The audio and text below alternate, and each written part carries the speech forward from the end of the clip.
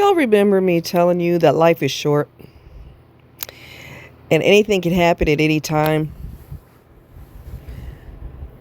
And if there's something you want to do with your life, go ahead and do it. If you feel the strength and the desire to go to school now, to change careers, or to start working on your career, get your schooling underway so you can do what you've always wanted to do, now is the time to do it.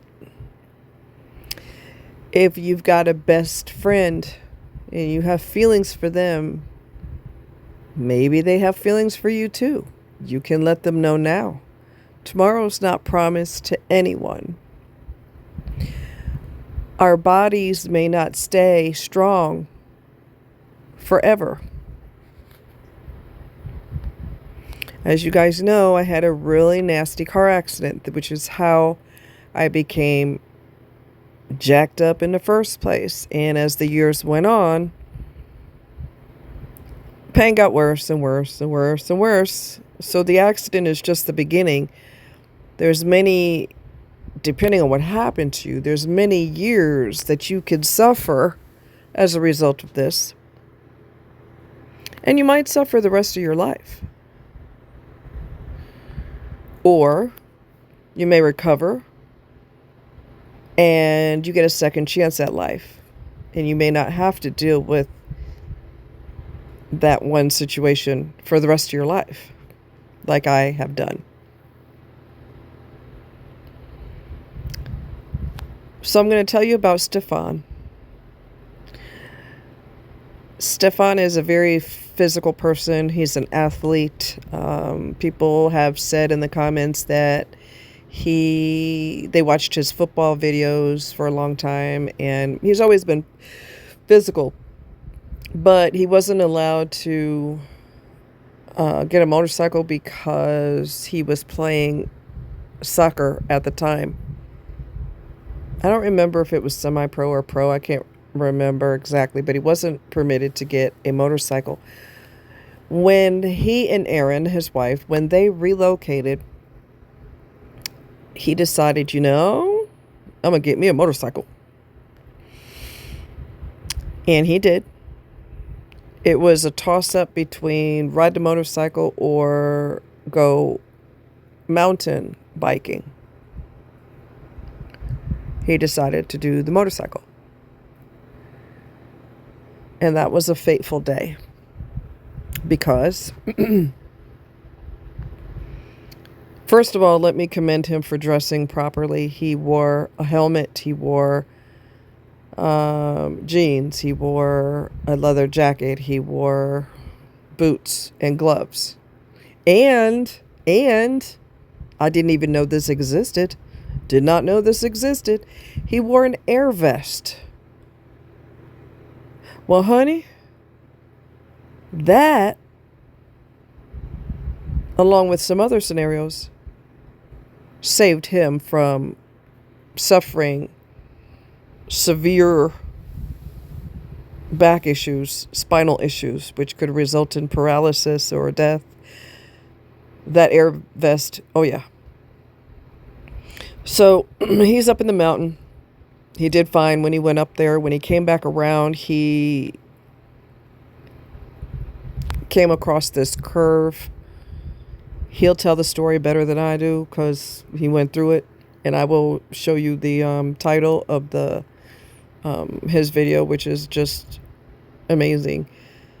I don't know if he wasn't familiar with the turn. He didn't know how sharp it was. And his back tire locked up and did something I think he said the bike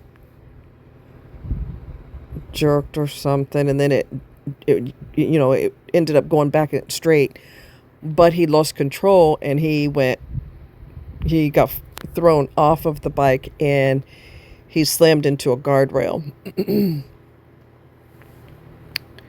He said, I checked myself when I landed. I knew my arm was sore, but I didn't think it was a big deal. Check this one arm. Okay. Check this arm. Okay. Check my right leg. Okay.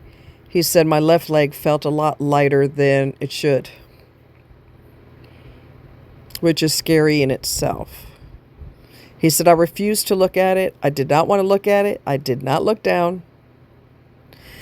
He said, I flagged down a car, the first car I saw. And the guy was basically like an angel. He was super calm, super together, called 911 or had someone else call 911. And the ambulance came. He just, kept him talking. What's your name? Where are you from? What brought you up to the mountain today? And they got the ambulance to his location and took him to the helicopter so the helicopter could fly him to the hospital he needed to go to. He also, prior to getting on the helicopter, the gentleman that helped him, who's like an angel, just a sweetheart, he called his wife multiple times, and I don't know if he used his phone to call. I wasn't really clear on that, but she didn't answer the phone because she don't recognize, she'll know who it is or whatever. She don't necessarily answer. Anyway, and so he texted her, and he said, the guy that helped Stefan, he texted her and said, I'm trying to remember.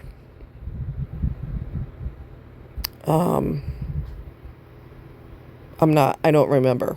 But he told her that Stefan had an accident, did not obviously go into details, made it lighter than what it actually is, and he's going to be flown to, I guess, told which hospital and this, And this happened a few weeks ago. And he's new in he lost his left leg.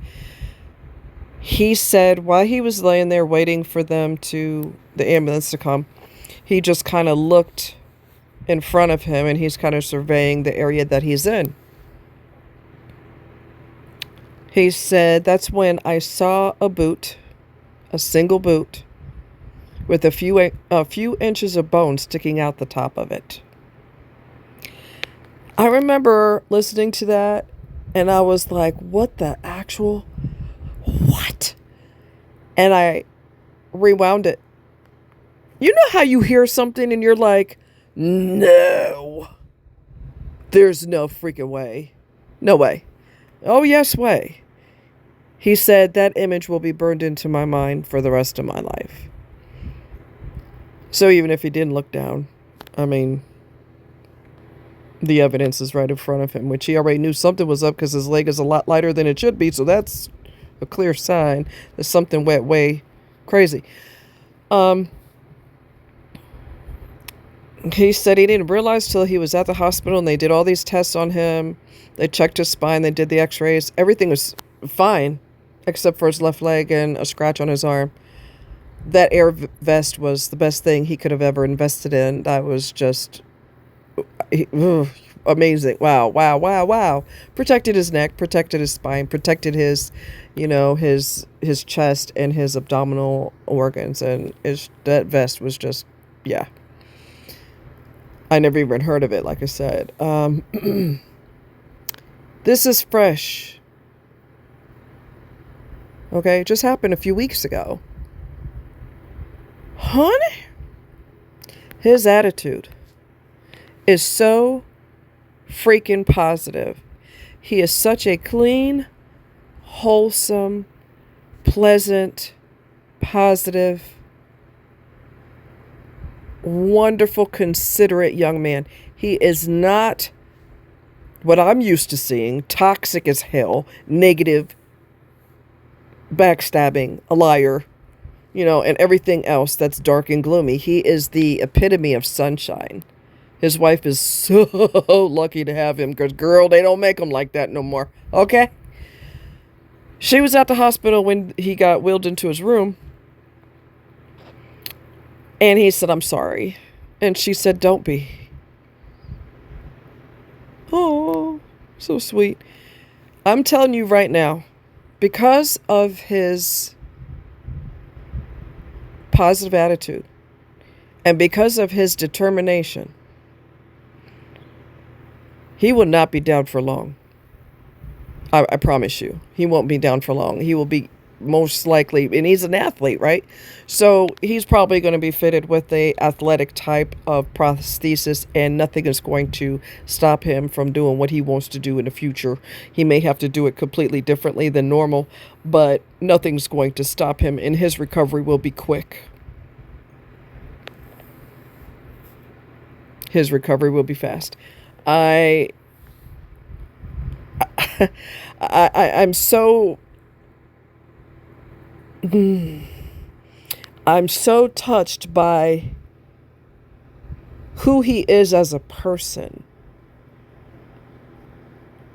Like I said, clean, wholesome, decent, kind, determined, athletic, ambitious, sweet, considerate. I ain't never met nobody like that. And I dang sure didn't marry nobody like that. Total opposite of that. Aaron, babe, you're lucky to have him. Girl. You are so blessed to have a man like that. A decent, loving, kind man. He's touched a lot of people. He wasn't sure if he wanted to share his story. But he did, and I'm very proud of him for sharing his story. That could not be easy, because here you are telling the story and you're reliving it all over again. So he did have to have another surgery. They had to remove above his knee because of his body being exposed to whatever's out in the field, the dirt and the, it's obviously a very dirty environment. It's outside, right? Not sanitary, and they don't want to risk a really nasty infection, so they have to remove the part that was impacted by the dirt and whatever else, so that they get to clean tissue where, less likely to have an infection. Not saying you couldn't have one, but less likely, because we're going to go down to the healthy tissue. His attitude, I know I keep saying that, but this is key and point. What I mean by your life can change in an instant, in a nanosecond. And this message is not for toxic people, because they're going to be toxic for the rest of their life. They will always lie, cheat, steal, manipulate, trick. They are the spawn of Satan. So they're never, ever, ever, ever, ever going to change for the better. Never. Lee Hammock is the exception to every freaking rule there is. He is a narcissist. It is permanent, but he's been to therapy for many years, and he will continue therapy for the rest of his life, and he does not have a problem with that. You find me a narc that's willing to do that. They don't. So he's a miracle. But your life could change in a nanosecond. Don't waste time with stupidness. Don't think that you have forever. Because you don't necessarily. You don't. You never know when something's going to happen to you and it's going to change your life permanently. You just don't know. So, whatever you feel the desire to do, don't waste time on it. Don't waste time. There was someone, and I told you guys about this years ago, there was a guy who was on the dreaded mating site, and he is a lawyer, and he is permanently in a wheelchair due to paralysis as a result of an accident. I can't remember the accident. Anyway, his wife left him because she was his caregiver, and he don't want to pay for a caregiver. He expects his wife to do everything, even if it physically wears her down to the ground. He don't care. She left him because she got tired of it. He got money. There's no reason for him to not hire professionals, or at least hire someone to help his wife, give her a hand. I mean, come on. But he has entitlement issues. Okay? when we were talking and he found out that I have a disability also, obviously not paralysis, but other issues, he quit talking to me because he's looking for the next person who he expects to take care of him and to do everything single-handedly. And if you cannot or you're not able to, you're fired. You're out. But when you look at how his mother is, now you know why he is the way he is, because when he had an accident which resulted in his paralysis, his mother is a cold piece of granite. No tenderness, no warmth, no caring, no nurturing ability whatsoever. She's as cold as ice, if not colder. And here he is devastated because he's paralyzed. And her response was, well, I'm going to be paraphrasing because I don't remember exactly what she said. She said something along the lines of, well, you better not cry about it. You're going to have to figure this out. Whoa.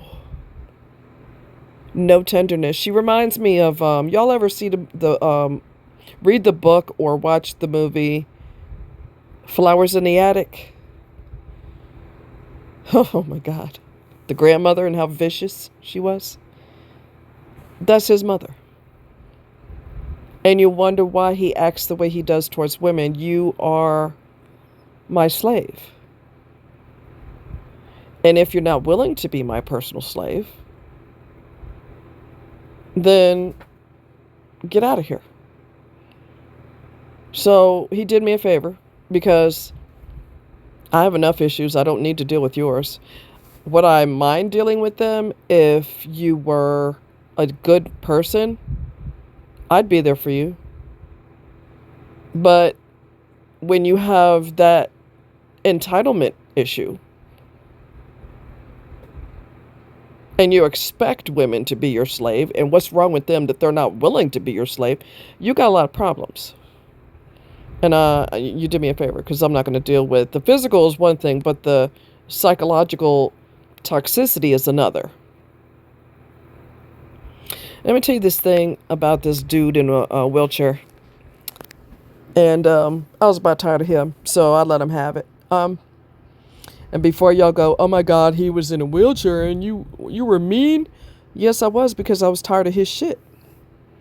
So he used to hang out with, I haven't seen him in a while. And I'm pretty glad that I haven't seen him because he's an asshole. He has spinal bifida, which basically means you're born with a malformation of your spine. He can never walk. He has severe hip issues. He can never walk because his hip is always jerking out of alignment in addition to the spinal deformity. So he'll always be in a wheelchair for the rest of his life. And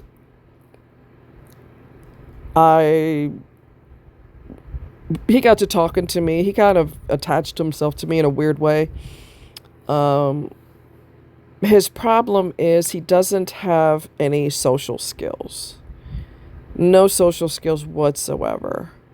He doesn't know what's proper, what's not proper. I shouldn't say that. That's kind of rude. He's seething with anger about issues that you should not be that angry about. Because an accident is an accident. I'll give you a prime example. And these are just little bits and bops. And then the final straw, and I was done with it. His uncle drowned years and years ago. He was diving and his oxygen tank had a tiny little hole in it. So needless to say, they didn't know it had a little teeny hole in it. And they discovered it, and he drowned, but they discovered it way after the fact. And when he talks about it, he's gritting his teeth, and he's almost trembling with anger. His emotions are very inappropriate for what he's talking about. Now, if your uncle got murdered, I could see a different scenario. But all these years later, and it was an accident, and you're grinding your teeth when you're talking about it with that much anger. So his emotions are displaced. They're very all over the place. And again, he doesn't have any social skills. And then one day we were just having a normal conversation, and he, what was it? Out of the clear blue sky, he just flips me the bird. And I'm sitting there like, why the hell did he do that? There was no reason for that. That is not something people just routinely do when they're having a discussion. So I ignored it the first time he did it. I knew he had problems. I knew he didn't have a lot of social skills. I knew this. But at the same time, I'm not going to be cool with you disrespecting me. I don't give a shit if you're in a wheelchair or not. I use a wheelchair too. What's your point? So I kind of overlooked it, and I was giving myself a little pep talk like, okay, you know how he is. Okay? You know he don't have no sense, and he don't have no social skill. So then the next time we had a conversation, he did the same thing. He flipped me the bird out of nowhere. And I was done with it. I said, you could take that finger and shove it up your ass. His caregiver kind of laughed, but I think she was shocked. You know how somebody laughed, but they're like, oh shit, kind of laugh? Like, kind of like she was laughing, but it was almost like, oh my God, did she just say that? Yes, I did, because I'm tired of him doing that. He's been very vicious to his father. He's hauled off and punched his dad in his baby maker before. He's got a lot of seething anger bubbling right underneath the surface. He needs to be he's got psychological problems in addition to the spinal bifida. He needs to be taught social skills. He needs to be taught how to be an adult. I think he's in his 20s. But even little children know that you don't flip the bird to anybody, number one. And number two, you don't flip the bird to adults or anybody, really. Little kids know that. How are you much older than a kid and you don't know that? So I lost patience with him. I'm not going to handle your disrespect just because you're in a freaking wheelchair. You don't see my disability. It's invisible, but nevertheless, it's there. I'm not going to tolerate no shit off you all. Ignorant ass men. I don't care if you're in a wheelchair or not, like I said. You should have been taught some god dang manners. And I promise you, people have put up with his shit his whole life and felt bad, but they're like, well, I don't want to say anything. I feel bad for the guy. I don't feel bad for him. You should have enough god dang common sense to know that you don't flip people to bird for no god dang reason. Why are you so fucking angry all the time? What is your malfunction? How come, I'm on a roll, how come you want to start up your own business and you don't know the first thing about starting a business? How do you think that's going to manifest? And your parents aren't smart enough to guide you. And they treat him like a child, which is probably why he acts like a child. They cut his phone off at a certain time so that he goes to bed at night and he's not on his phone all hours. They treat him like a child. That's probably why he acts like a child. If you treat your child like a baby, they will always be a baby. They'll be 60, 70, 80 years old and they'll be a damn baby.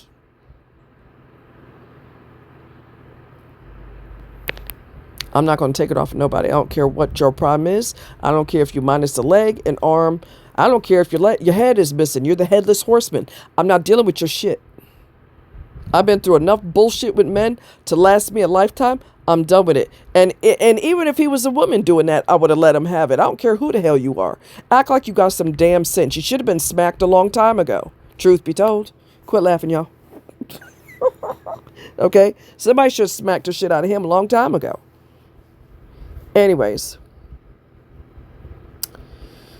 people love to test me, and that's not always a smart move on their part. Anyways, y'all be good. Y'all be cool. Like Ice Cube's, my surgery is in a couple of days. Let's see. My surgery is next week. It is Wednesday. Apparently Wednesday is their surgery days. There's a friend of mine who will be looking after Milo from Tuesday until Sunday. And the reason why is because this is the second surgery on the same body part. And that is a whole new challenge for me that I've never been through in my life before. Could this have been prevented? Yes, because what he did in the surgery, what the surgeon did in the surgery was not what we discussed. He changed his mind and did something else, and that was a mistake. He knows it's a mistake. I don't need to call him on the carpet, and I wouldn't call him on the carpet anyway. You don't want to do that with someone who's getting ready to cut into your body part. You don't want to be, look out here. Did we or did we not talk about this and you decided to do something else? He already knows he made a mistake. He already knows that. I don't have to, shine a flashlight on it. He knows. So I need extra time initially to recover from the shock of that. Like my body going, what the hell? We just went through this. It's going to be challenging. So yes, someone will look after him for a week. Well, it's not really a week. It's Tuesday through Sunday. I washed his blanket, and I'm going to pack his food in his food bowl, water bowl, toys, things of that nature. He's never been away from me before.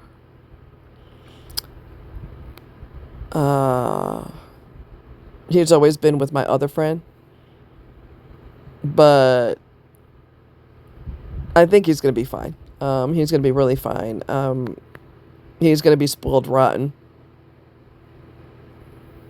So that's a good thing. Well, I mean, like he's spoiled anyway. Let's just be honest. But it's going to be interesting. I've never been through this before in my life, being, operated on the same body part again. And yeah. So if you're the type to pray, if you would do some prayers for me, help me through this 6 weeks after surgery, post-op.